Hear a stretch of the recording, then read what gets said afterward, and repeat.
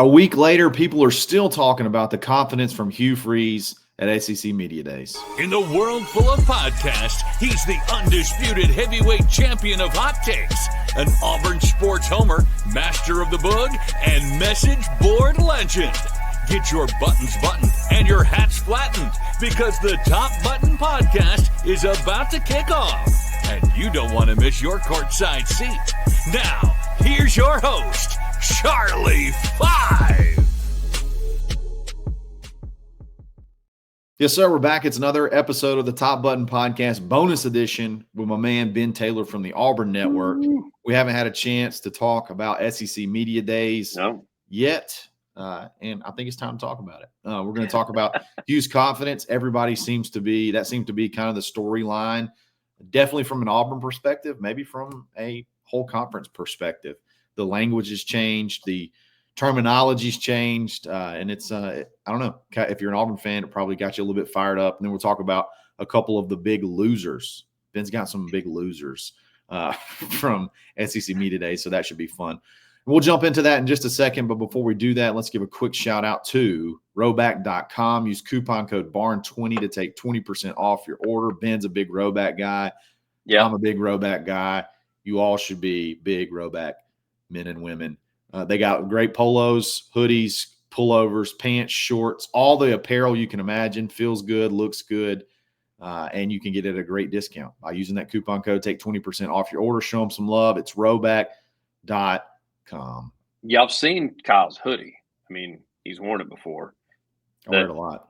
Yeah, it's pretty awesome. And hey, and one thing you don't have to do, you don't have to wait until late August to purchase it like other apparel companies that are providing stuff for the Auburn Tigers. You can do that right now. You can go to rowback.com. Yeah. You mean like the main apparel companies for Yes, for like the main that will remain nameless, but you don't have to wait to buy. You can buy right now and use BARN20 and get your discount right away. Love it. You like that shade that I threw right off the bat? Just go ahead and get it out of the way. I still can't believe, how are we not able to buy Nike stuff? Rutgers can. Let's don't go, like, switch gear to another apparel provider right after we just do an ad read, but it is kind of ridiculous. I digress. It's pretty funny. So, Kyle, you mentioned in the open that we haven't really had a chance to talk since SEC Media Days. Of course, when we did the bonus pod, that was actually on Auburn Day that we did the bonus pod. And so reactions right away is Hugh's confidence, in my opinion. And I told you this when we talked off air, is I said, everything he has said thus far is coming true. And everything from, and this gives me more confidence going into August 1, where he and John Cohen keep saying, just wait till August 1, wait till August 1. And the reason being is because, so he said when he came on campus at Auburn, year 3 is going to be the year. Here we are in year 3. People are worried because recruiting class at one point in time in the 80s, if not higher, now has gotten a little bit better with a recent commit that is taking place. Another commit set to drop pretty soon. So easily going to jump to 40th, if not higher than 40. So everything that he keeps saying is coming true. So Kyle, I got to tell you, I am major booging because now since he took the stage and interviewed with a lot of our guys last Tuesday, everything he said is starting to come true. And it kind of makes me think, okay, maybe the year 3 thing is coming true. Maybe the top 10 class may be coming true. Maybe the August 1 thing is coming true. So the confidence is there. Yeah, and I think that was again, the major storyline for Auburn. And then I would argue probably one of the top storylines of the SEC Media Days as a whole. I think the terminology he's using is different.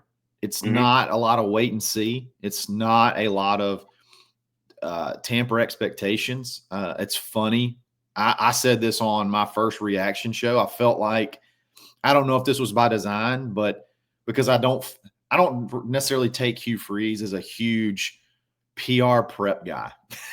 I don't think he has like, I don't think you're reaching there for that. No. Because I think he just basically says what he feels. But there were several things that like called back to storylines earlier in the summer. And one in particular was the bowl game comment, which was blown just insanely out of proportion.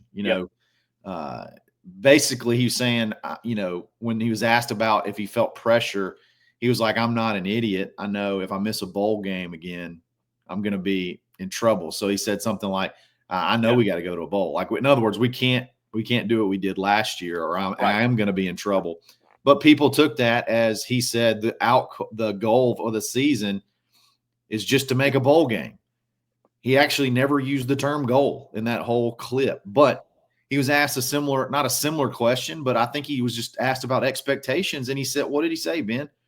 He said, we want to be in the playoff conversation. He said, we want to be in the conversation. And I think that I've told you that's where my confidence comes in. On paper, when you look at the first 5 games of the season, we're better than all those teams. The only one I probably give a nod to is A&M, and that honestly is probably all the 5 stars that Jimbo signed, not necessarily the new administration, but what Jimbo brought on board. Because they really didn't lose a lot. Like, a lot of people forget that. Like, they haven't lost a lot of the players that Jimbo brought on. They've been able to retain those guys, and those guys are going to be juniors now. So that one class, they've lost a good bit. That I think it was the one that was like the best class that's ever.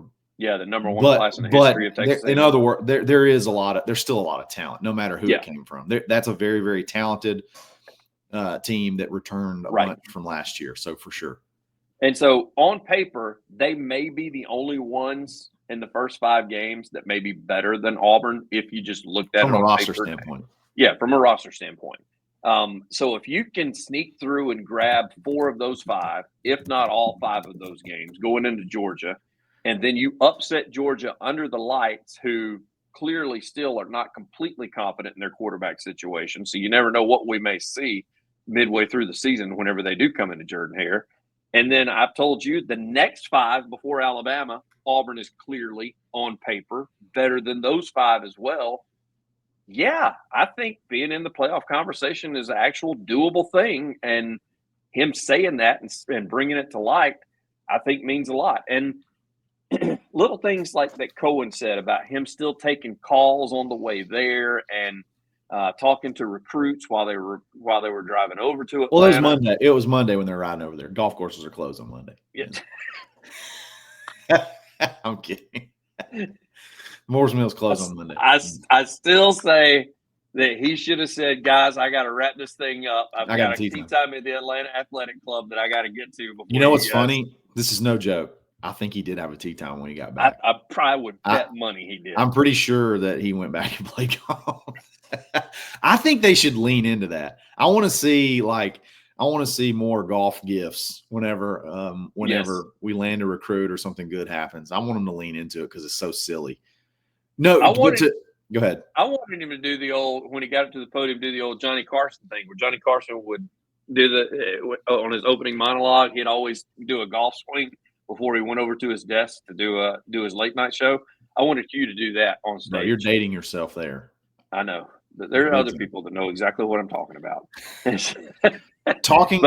Going back to what you were saying, though, when you're talking about the roster in general, I saw this earlier, and I wish I could find the actual tweet because I don't know the exact statistic. I don't know the exact year.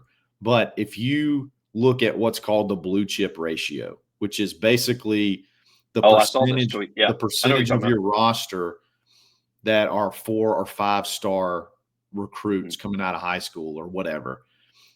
Auburn's only 1, 2, 3, 4, 5, 6, 7, 8, 9, 10, about 15th in the country. Yeah. 14th or 15th in the country as it relates to blue chip ratio. And if I'm not mistaken, that's one of the higher ones that Auburn's had maybe ever. No, it's the highest.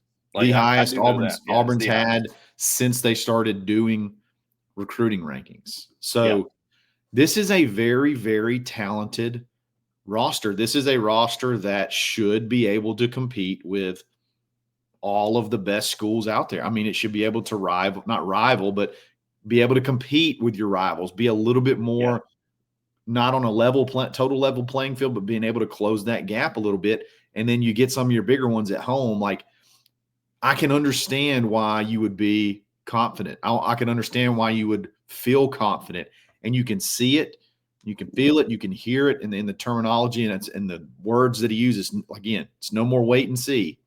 We're playoff conversation. So yeah, it's I think if you're an Auburn fan, you had to watch that, and you're tired of hearing be patient. You're tired of hearing it's coming in the future. I mean, it basically said it's going to be here right now. And not just that, I told you the number one thing that stood out in my mind, because I stayed back in the building, and some of our shows from our radio station went up there, and he had a chance to sit down with Jacob Goins and Christian Griffin on their show On the Line, and they said, "Well, Coach, is there anything you'd like to leave for fans, before you head out and give us a big War Eagle?" And he said, "Yes." He said, "Embrace expectations." That was his line to sign off. And I thought that says more than I think more people talked about when he said that, just because he's saying, listen, everything that we're telling you, it is there to get. Now, they got to go and execute and maybe tone down maybe some coaching decisions. I think some things may change there. But for the most part, I think the staff knows. I think the players know. I loved hearing somebody like Jackson Arnold saying that, Cam Coleman's calling me at 8:30, wanting me to throw the football and every night. And thing that stuff that they're doing outside of the four walls of a classroom or a meeting room, that they're doing on their own, that coaches aren't going, "Hey, Jackson, call Cam," or "Hey, Cam, call Jackson, see if y'all can get out there on the field." And so I think that mentality in this locker room is the quote unquote standard that everybody talks about. That's the big word you've heard this offseason, whether it be Alabama or Auburn or whatever. I think the standard is a lot higher on both the players and the coaches this year than what it's been in the past. You can have all the players you want. If they don't have the want to, the desire to get out there and be better and work to strive to win a championship, then you just got a bunch of talented players. You're just Texas A&M. And he brings it back around. There we go. Ben's got some big losers from SEC Media Day we're going to talk about in just a second. We'll be back right after this.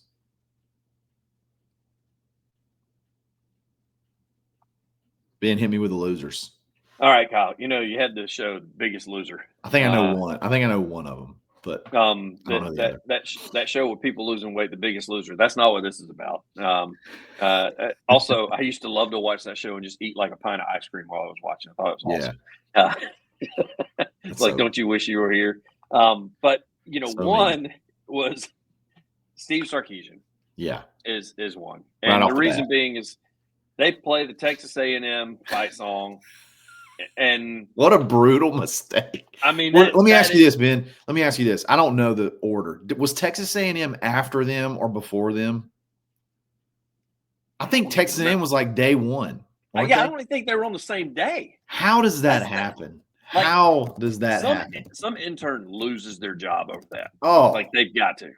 And but imagine Hugh walking out. Imagine Hugh walking out to Alabama's fight song. You don't even have to say Alabama. I said this on the show. I said, imagine walking up to Georgia's fight song.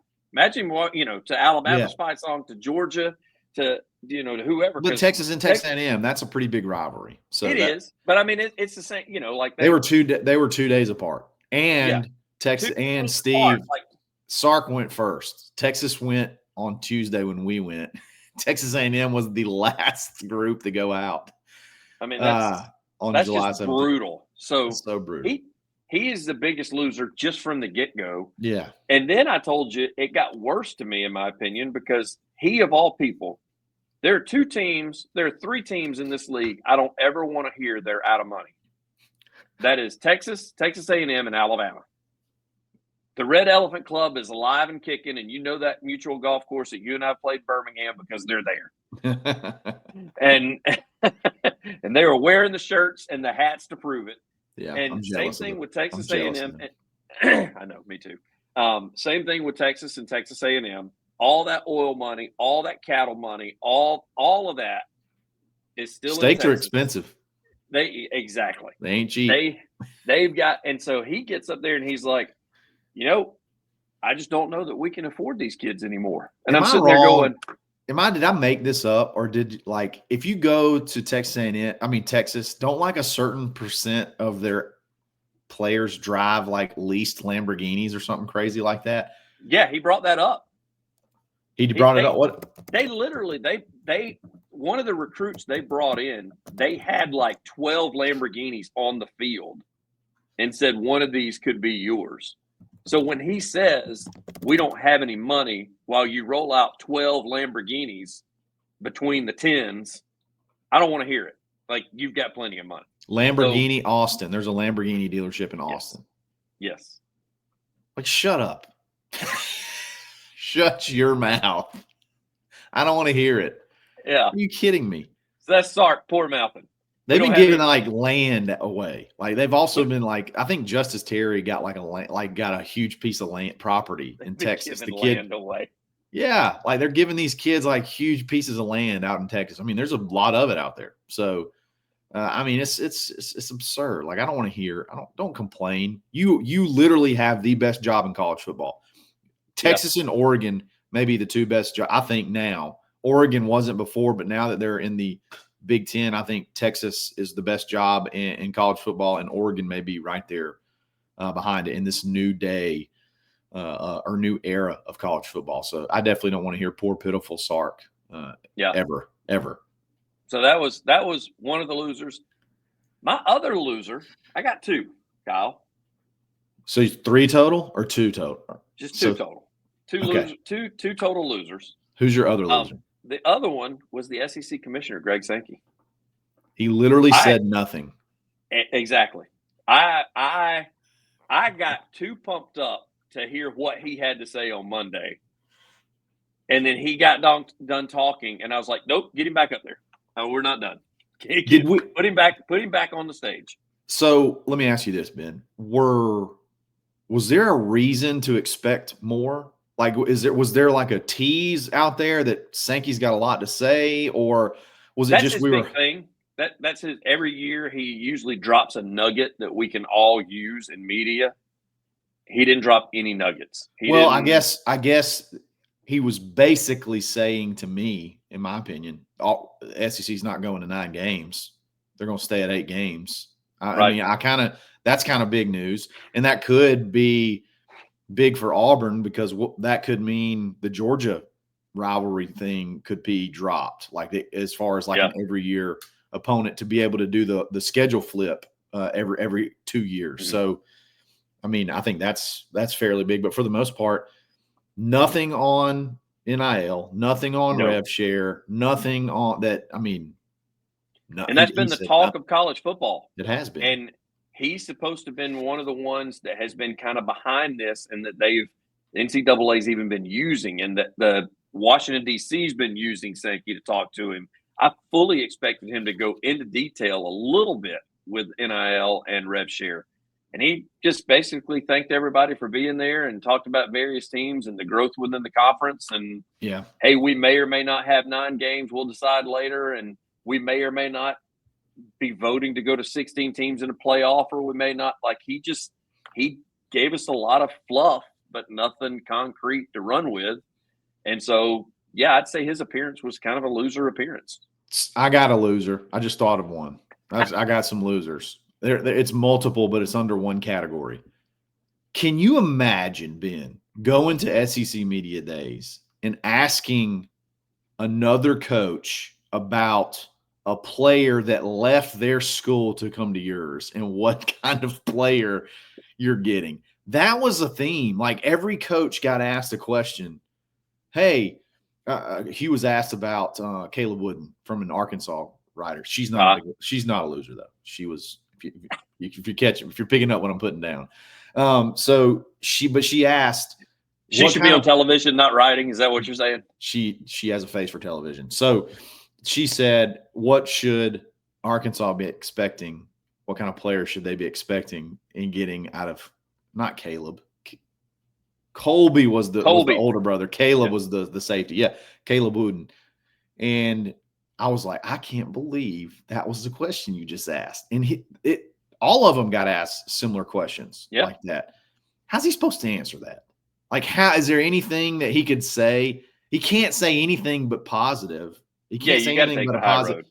Yeah, you like can't everybody say was congratulating the Oklahoma coach for being positive about Jackson Arnold. I was like, well, you can't bash the kid.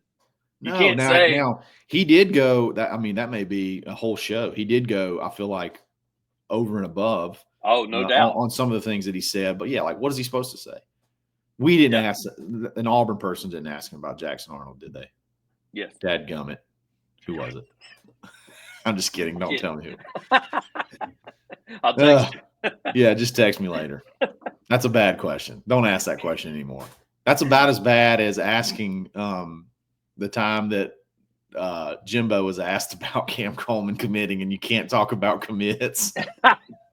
That one took the cake, but I mean, he learned his lesson.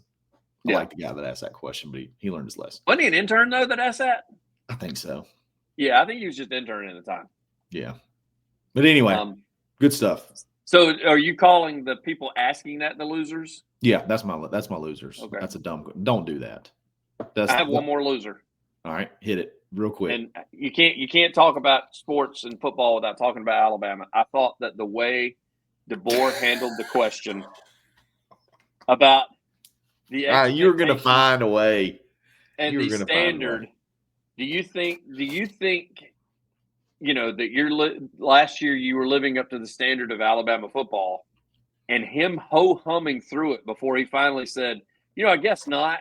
Like he just kind of said it in passing, like I guess not. As like, bro, every redneck Bama fan I know, you did not meet the standard last year. And I will say this. I said this on my show last week.